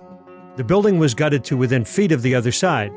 Column B4, closer to the truck bomb, is completely intact. Yet we are supposed to believe that a blast wave traveled through B4, leaving the sheetrock almost untouched, and completely destroyed the column farther away. And most of the front columns were destroyed when the supporting header beam failed. But the cause of failure, supposedly being air blast, should have thrown it into the building. Instead, it fell straight down and rolled towards the crater. General Parton's report was conclusive. The Murrah Federal Building was not destroyed by one sole truck bomb. The major factor in its destruction appears to have been detonation of explosives carefully placed at 4 critical junctures on supporting columns within the building. Many independent experts concurred with the Parton report. Sam Cohen, inventor of the neutron bomb, issued this statement: "I believe that the demolition charges in the building that were placed inside at certain key concrete columns did the primary damage to the Murrah Federal Building. It would have been absolutely impossible and against the laws of nature for a truck full of fertilizer and oil, no matter how much was used, to bring the building down." The FBI put all their weight behind the lone bomber theory and tailored the evidence to fit that scenario. Dr. Frederick Whitehurst, a supervisor at the FBI crime lab, turned whistleblower over the Bureau's handling of the evidence in the Oklahoma City bombing. Released a report today condemning the FBI crime lab for mishandling evidence and for slanting its analysis. The report is expected to specifically criticize the lab's handling of the Oklahoma City and World Trade Center bombing cases. It was the allegations of FBI whistleblower Frederick Whitehurst that sparked that investigation. Forced to resign, Dr. Whitehurst testified in Terry Nichols' trial that a fellow FBI chemist had changed his findings and lied under oath after meeting with federal prosecutors. The Office of the Inspector General, or OIG, investigated Whitehurst's charges and issued a report which concluded that the FBI crime lab had improperly identified the characteristics of ANFO, the weight of the bomb, the detonation system, and even what kind of explosive was used. The Oklahoma City case will get a lot of attention because what the Inspector General goes on to at some length to say in his analysis of agent testimony in some of the pre-trial stages is that one agent in particular made sort of seat of the pants estimates about the Oklahoma City bomb, but then couched them in his reports, in his written reports, as being the result of scientific evidence. The FBI laboratory has billed itself for many, many years as the premier forensic laboratory in the world. The people that did the things they did knew doggone well what they were doing. The Wright Armament Laboratory at Eglin Air Force Base conducted a series of explosive tests to compare their data to the bombing in Oklahoma. The Eglin test structure was a simple 3-story concrete slab building with no support columns. The engineers at Eglin tried to recreate the truck bomb as McVeigh and the FBI claimed it was constructed, with 4,000 pounds of ANFO packed into a dozen barrels. But they found that each barrel acted as a separate bomb, canceling out the explosive force of each other and pushing most of the blast upwards. So they constructed a single more powerful bomb and exploded it outside the target building to test the effects of air blast. They found that their weaker test structure suffered less damage from a more powerful bomb than was supposedly used at Oklahoma City. The report for the Wright Laboratory at Eglin Air Force Base concluded the damage at the Murrah Federal Building is not the result of the truck bomb itself, but rather due to other factors such as locally placed charges within the building. The evidence is undeniable, despite the pleas of the official story, that the Wright truck bomb was not the sole cause of destruction that day, that there were bombs placed inside the building, which caused the brunt of casualties as floors collapsed on helpless victims.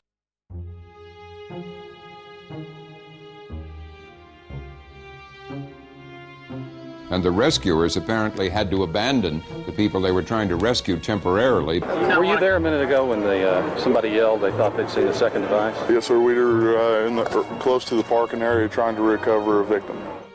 As rescuers desperately tried to free the victims from the rubble, several evacuations of the site, due to reports of other bombs, impeded these efforts.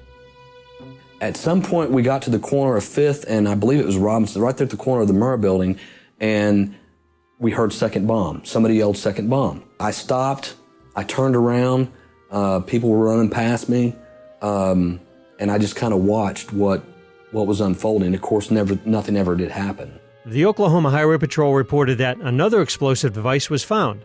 The Oklahoma City Fire Department confirmed that. Defense Department logs recorded that a second bomb was disarmed, a third bomb was evacuated. The explosive that they disarmed last night was even larger. Who planted these bombs and had access to the Murrah building before the bombing? A deputy sheriff recorded this footage during one of the evacuations. Here the ATF is seen pulling out several weapons and blocks of what appeared to be plastic explosive. Was this the source of the bomb scare, or did this ordnance come from an illegal armory that witnesses report the ATF kept in the Murrah building? The ATF denies they kept any weapons or explosives in the building. Day 1, hour 2 of the bombing, the most significant event that happened is when they said they found other bombs in the building. The second most significant event was that they moved everybody back and held them back. There were still people alive trapped in the building, but they came in with 2 trucks and backed them up to the Murrah building, and a bunch of these guys dressed in blue jackets with no letters on the back started taking boxes of files out and putting them on this truck. We were told by a blonde female agent that there were files so serious to the government that until those files were relocated, there would not be any recovery effort. If you remember the Whitewater investigation in Arkansas, all the paperwork was stored in the Murrah building. They had FBI agents over in the fields to the west of the Murrah building picking up paper almost all day long. And it was during this time that early in the investigation that I started receiving some various phone calls. One of them was a phone call from Little Rock, Arkansas. The guy said that he was a federal agent. He was not an FBI agent. He was not ATF. But what he did say was during their investigation of the Clintons, on all the drug running that went through Mena, Arkansas, and Lassiter's Ranch and all of that stuff that was going on at the time during Iran-Contra, that those records, when Clinton went to Washington, were transferred from there to the Murrah building. Because of the additional bomb threats or because the building was unstable and the firefighters couldn't get to them. So those are a lot of patients I think were lost that could have been saved. After rescue and recovery had been halted, the building was prepped for demolition even though all the bodies had not been recovered, and despite the architect's report that it could be rebuilt. The investigative team from the American Society of Civil Engineers was not allowed on site.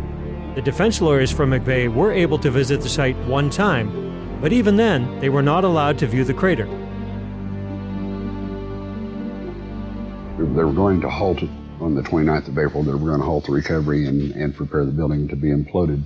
We went back in after the final demolition to relocate 2 victims that we knew that we had left and the possibility of a 3rd victim, which we also located him.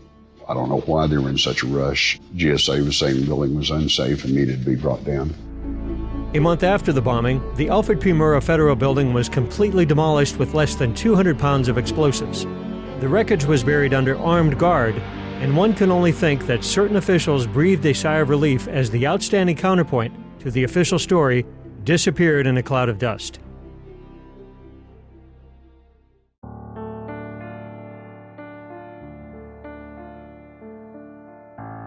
Tidbits of truth about the Oklahoma City bombing would often come from the most unlikely of places. Another strange and brutal murder, at first seemingly unrelated to the bombing, would set the stage for some of the most damning evidence that the government was withholding from the public. My name is Jesse Trinidou. I'm an attorney from Salt Lake City, Utah. My brother, Kenneth Michael Trinidou, was murdered in the Federal Transfer Center here in Oklahoma City in August of 1995. Kenny had a hard life. I've often thought about that and how he ended up the way he did. He was an incredibly bright man, an incredible athlete. He set the national record in high school for the 2-mile run as a freshman. Went into the service, and like so many boys did during the Vietnam War, they come out heroin addicts. He robbed banks, or 2 banks, to support that habit. He was caught and he pled guilty. He went and did his time. He was a very strong guy. He wasn't very big, but he was very tough. He was easygoing, but he wouldn't back down. So that if you pushed him, you were going to get a fight, and it was a fight you were going to lose. We loved him and stood behind him, and he was a good man. Kenny was supposedly arrested for a probation violation and sent to Oklahoma City at the transfer center for a probation hearing. We now know that that's crap. I said to him, Kenny, what are you doing there? And he said, well, they sent me back here for a probation hearing. And we talked about getting him a lawyer and the fact that we didn't expect him to do more than a couple months. And so my mother called me at work. It was about 7 in the morning and told me that, and I couldn't believe it. That Kenny supposedly killed himself because I had just spoken with him the night before. There's no way in hell he would have killed himself. This is not a guy who kills himself. I mean, his life is the best it's ever been. I found out later that an autopsy had already been done. Now, the federal government didn't want one done, but the state of Oklahoma required one for a death and incarceration. So the federal government didn't know that there was an autopsy done, and did not want the autopsy done. And the federal government went twice to the medical examiner's office asking to have Kenny cremated. It took a week to get his body released and home. And I kept getting the runaround from the federal government, and finally I just screamed in the phone one day, why don't you keep him? And when the body comes home, it's totally made up, so you can't see the wounds. He was beaten head to toe. His skull was smashed in 3 places. The soles of his feet had been beaten. You could see the fingerprint bruises on his arm where he'd been held. His throat was cut, and he'd been strangled. And the federal government said it was a suicide by hanging. When his body's turned over to the medical examiner, 2 hours later, he's wearing nothing but boxer shorts. The government said they don't know what happened to the clothes. They cleaned the cell that morning so the medical examiner can't do an examination of it. And the medical examiner is not allowed into the cell for 6 months. And when he finally is allowed in, he does a test that's called luminol that will reveal the presence of blood. And Fred Jordan told me that the cell lit up like a Christmas tree. The logbooks involving my brother disappeared. The ones that didn't disappear, the pages from the logbooks are missing. The crime scene photographs disappear. The negatives of the crime scene photographs disappear. The video camera supposedly malfunctions. Within an hour of death, he'd consumed the equivalent of 30 bottles of Coca-Cola. And Dr. Jordan told me that caffeine is used in a lot of countries, like third world countries, to enhance pain under torture. And he also told me that the beatings on the soles of the feet were indicative of torture. And I believe it was the FBI. I firmly believe that for a lot of reasons. Now, I didn't start out believing that. I started out trusting them until I could see what they were doing. And they would come to me asking for information and then immediately go and destroy the evidence, threaten the witness, do everything they could to prevent the case from being made a murder. People were leaking me stuff. They wanted me to know. They didn't want me to know who they were. Late December of 95, early January of 96, I get a phone call. The person won't leave their name. The person said, your brother was killed by the FBI. They said it was an interrogation that went bad. It was a case of mistaken identity, that he fit a profile of people who were robbing banks to get money to attack the federal government. Just before he was executed, I get a message from Tim McVeigh. And he told me, he said, when I saw your brother's picture and heard what happened to him, I wanted you to know that I think the FBI killed him because they thought he was Richard Lee Guthrie. Early on, the FBI had investigated the possibility that a string of bank robberies committed by what the media dubbed the Midwest Bank Robbers had financed the bombing. Led by Peter Langan and Richard Lee Guthrie, a.k.a. Wild Bill, the gang called themselves the Aryan Republican Army. The purpose of the robberies? To finance a race war within the United States. Wild Bill closely resembled some of the John Doe No. 2 sketches and had a tattoo similar to that reported by witnesses. In an affidavit, Peter Langan revealed that a member of the ARA had admitted to liabilities concerning the bombing. Another member had threatened, "We're going to get them. We're going to hit one of their buildings during the middle of the day. It's going to be a federal building." Most of the ARA was arrested for bank robbery soon after the bombing. Peter Langan offered to provide information about his co-conspirators' relationship with McVeigh. This offer was refused. Then I got a call from a great guy, J.D. Cash. He was a hunting and fishing reporter at the McCurtain County News in eastern Oklahoma. He'd had friends that were killed in the bombing and family, wounded. And one day he calls me up and he says, "Jesse, can I talk to you?" And I said, "Well, sure, who are you?" He says, "I'm J.D. Cash. He says, I'm investigating the bombing in Oklahoma. He said, I'm interested in your brother's death. Can I ask you some questions? And I said, yes. And JD said, well, do you have any tattoos? And I said, yes. He said, what and where? I said, a dragon tattoo on his left forearm. JD said, oh my God. He said, are you sitting down? I said, yeah. He said, let me tell you this. He said, when your brother was picked up and sent to Oklahoma, the largest manhunt in American history was in place for John Doe 2. We didn't start out to solve the Oklahoma City bombing case. We started out for justice for my brother.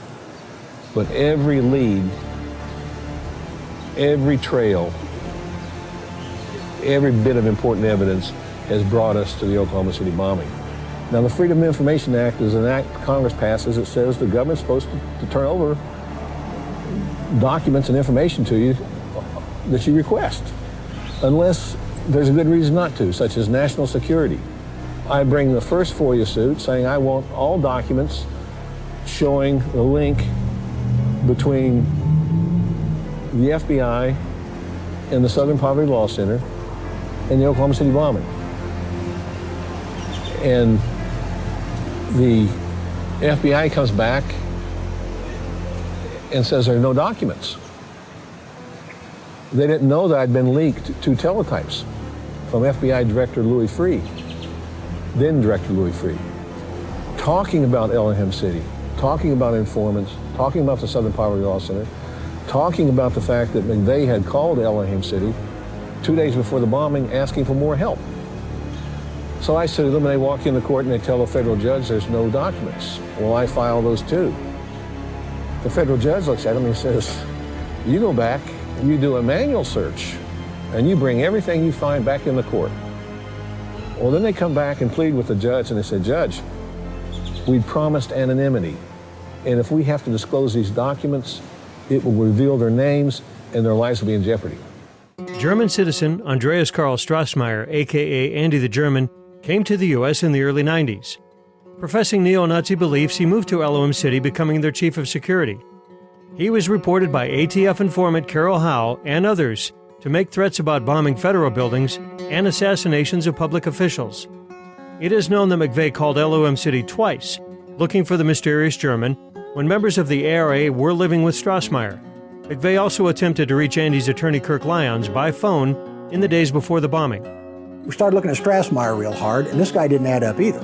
He was on special assignment and disappears and shows up in Elohim City. He came in through Texas and was placed at Elohim City. Now, why Elohim City? I mean, nobody in Germany, if I haven't heard of Elohim City and I live in Oklahoma, how does anybody in Germany hear of this place? Well, evidently, it was from a lawyer named Kirk Lyons. I start putting dots together. And I start finding out who these people are and who they know and who they run with and what their background and what their history is. And we create a picture from this. We have Strassmeyer doing all this paramilitary training, takes over as chief of security of a place that didn't need any security, tells them they need to get rid of their shotguns and deer rifles and buy assault rifles and SKSs and AKs and stuff like this because they're going to be the next Waco. Well, he scares them down there. They don't know what to do, so they start, gearing up for the last days of the book of Revelation. Strassmeyer is an interesting character, these documents we got from the court. It's my understanding he's a German intelligence officer. He is apparently, after the bombing, taken out of the country by a former CIA operative back to Germany. His visa, as I understand it, had expired, and no one picked him up, and he was smuggled out through Mexico and back to Germany. I said, why wasn't Andy Strassmeyer questioned? And one of the attorneys said, oh, we did question him. I said, yeah, but you waited until he got back to Germany, and then you called him up over the phone and asked him, did he have anything to do with the bombing? At Tulsa, at Lady Godiva's, which is a strip bar, one of the strippers named Shanti said that McVeigh and Strassmeyer and several people had come in a few days before the bombing, and there was a Ryder truck parked out in the parking lot. What we can say about Timothy McVeigh's connections to Elohim City is that he called there at least twice, once on April 5th and once on April 17th, that he checked into a motel within miles from there, that he received a speeding ticket within miles from there, and that he also calls outlying areas of Elohim City residents or acquaintances.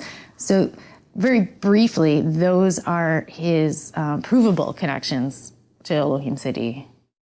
The Southern Poverty Law Center, along with the FBI, kept informants in Elohim City. One of these may have been Strassmeyer, the supposed neo-Nazi. Known primarily for its work in litigating against hate groups and its outspoken chief counsel Morris Dees, the SPLC has also become an informal intelligence gathering arm of the FBI and now the Department of Homeland Security. They share the same interest with the federal government in suppressing what they knew about prior knowledge. By the FBI's own admission, there were at least between 4 and 6 informants at Elohim City. I don't know what the population of Elohim City is, but it sounds like whenever 3 people get together to talk about overthrowing the government, 2 of them are working for the government. Andy Strassmeyer's roommate at Elohim City was Michael Brescia, a young skinhead from Philadelphia who was also a member of the ARA. He was later convicted for bank robbery and also bore a striking resemblance to the John Doe No. 2 sketches. The FBI and the ATF had something to hide in eastern Oklahoma. Was McVeigh in Elohim City? If so, what was he doing? My name's Josiah Stone, and I was on a spiritual journey. I integrated quite quickly into Elohim City, and I was able to identify with their concept of life because I was looking for some answers to my own life. I saw Timothy McVeigh at Elohim City 8 weeks prior to the Oklahoma City bombing. And I remember him distinctly because he has a distinct face. But he was smiling. He was smiling. He was happy as he could be. These people were loaded for bear, and they were ready. And they meant business. I believe the mindset at Elohim City was they didn't give a damn whether they were implicated in it or not. What was interesting, and I think no one has paid any attention to it, is that the CIA was involved at Elohim City. Not only were they involved, but they had the spy satellites. The National Geospatial Intelligence Agency. I never heard of them before. They run the spy satellites. They had them over Elohim City. I think one of the things that may be most productive to getting at the truth was the discovery of an operation the FBI had in place since about 1991 called PATCON. P-A-T-C-O-N. It's short for Patriot Conspiracy. It was an idea they had to infiltrate every militia group, every neo-Nazi group, every group critical of the government in the United States. The plan apparently was to put informants in with all of these groups. And I think Elohim City was a PATCON operation. I think McVeigh was obviously involved in it. Now, whether he was a target or an operative, I don't know, any more than I know whether the government intended to blow up the Murrah building. But they knew it was going to happen, and they knew McVeigh was going to do it, and they don't stop him. As alleged in David Hoffman's book, The Oklahoma City Bombing and the Politics of Terror, Strassmeyer first aroused suspicion that he was an undercover operative when he was caught in Texas entering a federal building at night with a key code. Did he have access to the Murrah building also? When we interviewed Jane Graham, who was a survivor, she said that when she went to work, it was either the day before or 2 days before, I don't remember which, she parked in the basement parking, and when she got out of her car and was walking across the parking garage, she saw 3 guys down there wearing coveralls and placing putty on the columns and stringing wire between the putty. Later, she picks out one of the guys from photographs and says that's him, and it was Andreas Strassmeyer. Strassmeyer was there listening, going over the plans. He was listening to everything. He was, what they were talking about, looking at place, pointing to things. But when they were talking, whatever they happened to finally be talking about, and when I was looking at him, at that point, then he left and went over to the other side of the building so I wouldn't keep watching him. The second man that was there, who appeared to be military, he's the one that the man in charge told to put the stuff back in the car. The second man obviously was taking orders from the first man because he had wire in his hands, which I thought was telephone wire. It's that real light color, thin wire. And he also had what appeared to be gray putty. Well, that's exactly how you string composition C4 with det cord. And the details are chilling. We'll also focus on surveillance cameras that caught the bombing on tape and maybe the men behind the bombing. The News Channel has new information tonight that there's a chance surveillance tapes could be the smoking gun evidence. Now, we asked candid questions in a rare face-to-face meeting with ATF officials close to the investigation. We learned that video collected from downtown businesses the morning of April 19th may someday be played before a jury. Officials won't say who or what exactly is on the tape. However, numerous sources have confirmed the tapes exist and that they reveal more than one bomber. And I said, I want two other things from the FBI. I want the tapes from the surveillance cameras leading up to the Murrah buildings on the day of the bombing, on the different buildings around the Murrah building. And I want the tapes from the cameras on the Murrah building, because I had received a government document that said surveillance cameras show the bomb detonating 3 minutes and 6 seconds after the suspects exited the truck. Suspects, not one, plural. The fight now is over those tapes. They don't deny they exist, they just say we can't find them. Now, the notion that this is the biggest crime the Bureau had ever investigated at that point in time, the largest mass murder in American history, the two most important pieces of evidence you have, the arrest of McVeigh and the videotape showing McVeigh delivering the bomb to the Murrah building, you can't find? Incredible. The enhanced photo shows a very distinct possibility of a man standing behind that truck. And the time sequence camera took additional photographs. So will those additional photographs show there was a man there? Will they show that he was alone? Will it show it was the suspect, Tim McVeigh? The additional photographs in the trial should help point that out. I think one of the things that stands out to me is the fact that during that first morning, while we were being held at bay from doing any recovery work, there were FBI agents, or at least men in FBI raid jackets, dismantling the video cameras off the side of the building. I'm Charlie Rose. I'm with Legend Video Transfer, and the FBI had employed me to duplicate a number of videos for them shortly after the Murrah bombing. I was asked to duplicate approximately 400 tapes for the FBI. We had 2 FBI agents in the office. We had 2 studios set up for duplication, and each FBI agent was required to stay in the room with each of us that were in that room. Really didn't have the opportunity to sit back and watch the videos. There's probably a lot to learn, you know, from the videos that they saw. Some of them are meaningless, but others, you know, could make some powerful impact on what actually happened. The government will not release the film that was in the video cameras on the front of the building that would show whether I was accurate or not accurate.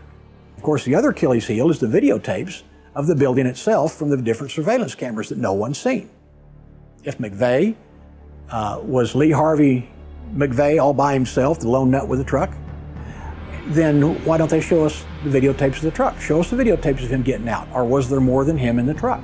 There were like 22 films in the area that were confiscated by the FBI that would have shown the truck being pulled up, people getting out of the truck. It would have shown what was going on at the time the explosions took place. And obviously they confiscated those, and it didn't take much to figure out that the federal authorities weren't trying to get to the truth. They seemed to be covering up things. Their first objective is to protect the agency, not to do what's right, not to do justice, not to serve the American people. It's to protect themselves. And they will do anything to do that.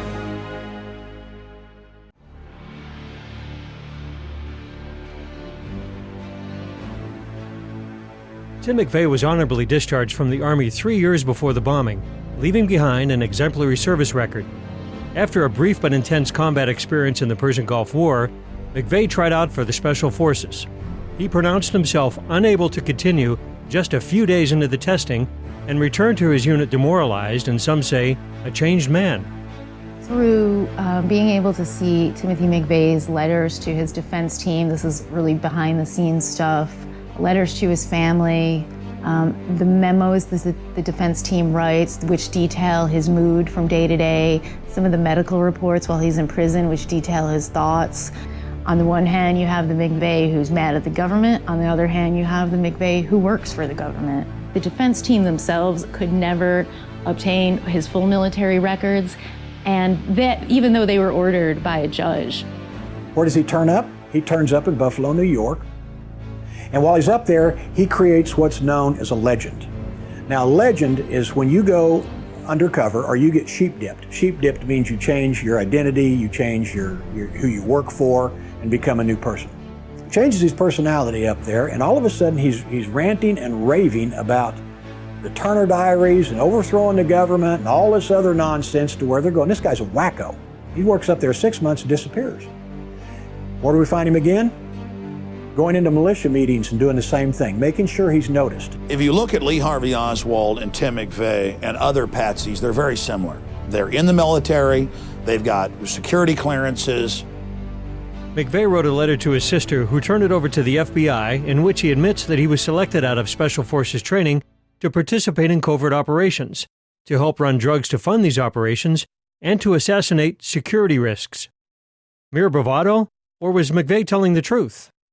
The FBI had put wiretaps on the McVeigh family's phone after the bombing. And so I'm reading this conversation back and forth between his mother and his sister. There's actually a few of these conversations where they say, we don't understand why the FBI won't listen to us and why the media is reporting that Timothy McVeigh washed out or dropped out of Special Forces.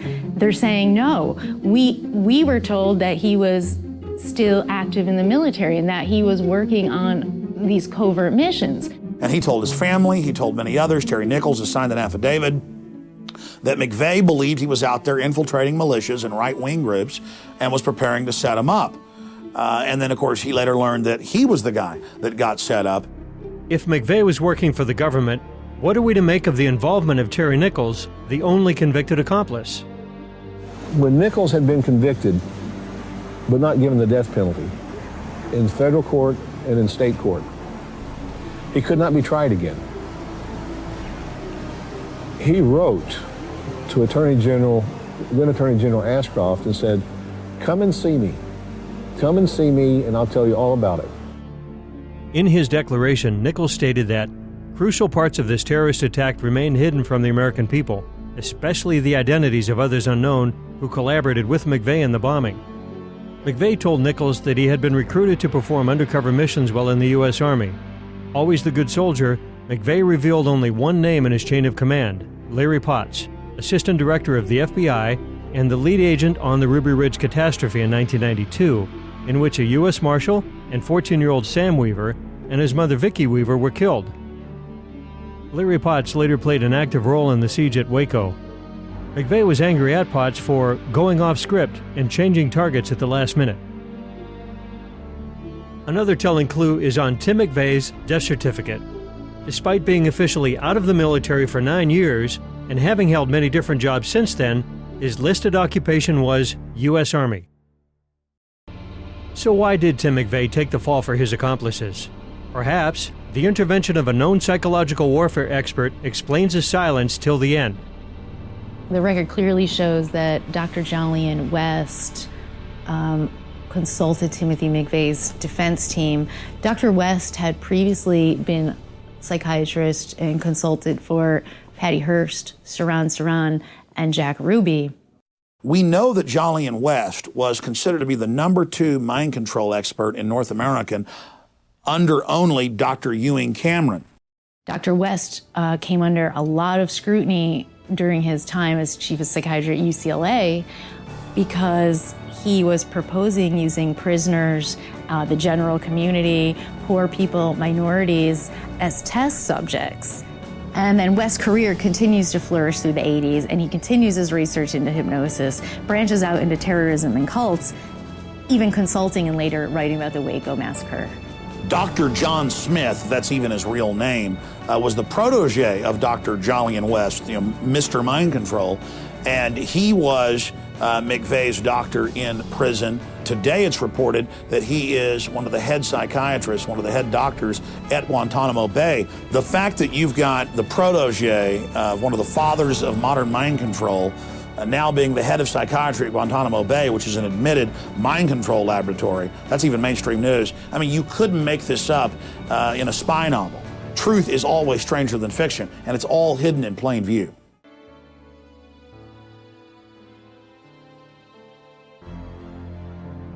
Was the bombing the product of a sting gone out of control, with McVeigh taking the blame for a series of government failures? They kind of set up a sting operation, it appears to me, that went bad. They thought they would stop, the efforts of Strassmeyer, Millar, and others through Elohim City. I eventually talked to the Senate staffer, and he informed me that the Oklahoma City bombing was actually a sting operation that went wrong, and that the effort to cover it up was because they were not able to stop this sting operation. When it fell apart in that they weren't able to stop it right before it took place and proclaim to the public how great they were, so they could get new funding for the ATF, because the ATF had lost so much credibility due to the Randy Weaver situation. I don't know if anybody will ever know. I know my brother was killed. I'm often asked why. I know my brother was killed for information he didn't have about the bombing. Why the people in the Murrah building were killed. As I said, I don't know if they intended it or it just got away from them. God, I hate to think that they did it on purpose. Perhaps it was a deliberate attack by a criminal element in this government, using the reins of power to execute and cover up their crime. In 2006, the American behavioral scientists published the whole journal on this concept that's being developed called a state crime against democracy, SCAD for short. There's a recognition, a growing recognition among academia that oftentimes people have not pursued culpability into elite crimes for the fear of being called a conspiracy theorist. When there is a state crime against the people, what generally happens is that inquiries into these crimes tend to be highly controlled, tightly framed, and totally reliant on agencies who stand to be embarrassed by investigations. It's now been declassified at the Gulf of Tonkin in 1964 to get the United States fully committed into the Vietnam War. Was a staged event, and those LBJ tapes have been released, where days before McNamara is telling him on the phone how they're going to stage the event to get the United States into the war and what he would need to say at those press conferences. In early 1995, the entire United States was politically awakening. The population was angry about Waco. They were angry about the United States losing its sovereignty and Bill Clinton trying to pass anti-Second Amendment legislation. The federal government was forced to basically come in and create a crisis so they could demonize anyone who thought the government was too big or out of control. In 1994 and 1995, the Congress had tried unsuccessfully to pass their omnibus crime bill that expanded federal jurisdiction, that went after the Second Amendment, that was going to create all these new federal agencies to spy on the American people. And that was one of the reasons that Oklahoma and other states were upset. They understood this was totally unconstitutional and a huge federal overreach, and it violated the 10th Amendment. But after the Oklahoma City bombing tragedy, suddenly they were able to rename it as the Anti-Terrorism Effective Death Penalty Act, and that was able to sell through. Well, I think one of the things we'll be seeing over the next few weeks and months are new legislation, both to deal with domestic groups and international terrorism. There's already one bill, the Omnibus Terrorism Act of 1995, that's on the cards. One of the dangers is that we stepped a little bit too far, and this bill is very controversial. We see amazing parallels between Oklahoma City and 9/11. And we see it also being used as a mass conditioning tool to launch a new war. In the case of Oklahoma City, a war against the American people. In the case of 9/11, a war against the Middle East and an invasion for resources. President Obama's Chief of Staff, Rahm Emanuel, recently said that you can never let a good crisis go to waste. This is an example of realpolitik. Taken to its extreme, we can quote the words of Robert Shapiro, former Clinton advisor, who recently wrote in an editorial that the only thing that can save the Obama administration is another terror attack like Oklahoma City or 9/11. So they think of us as expendable. They're willing to ride our ashes, stand in our graves to preserve their position. This is an example of the noble lie. And in the months and weeks building up to the Oklahoma City bombing, there was incredible conditioning on the news. These people are scared of the federal government. They're terrorists. They're going to kill you. They're going to bomb you. You watch, it's going to happen. And then sure enough, it happened.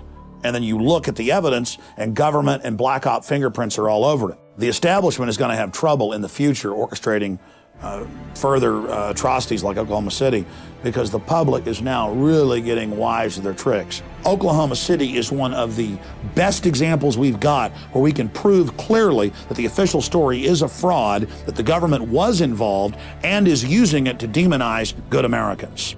April 19, 1995 will live on in history as a reminder that we must all take an active role in holding our leaders accountable.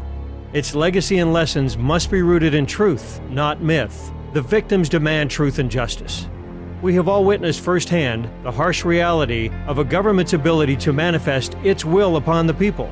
And it's up to the people to deprive government of the power to commit crimes and profit from the lies. It is every patriotic American's duty, every man, woman, and child's responsibility to research the facts contained in this film, to verify for yourself that this information is true and that the rabbit hole goes even deeper, and then take action to bring the criminals that perpetrated this attack to justice.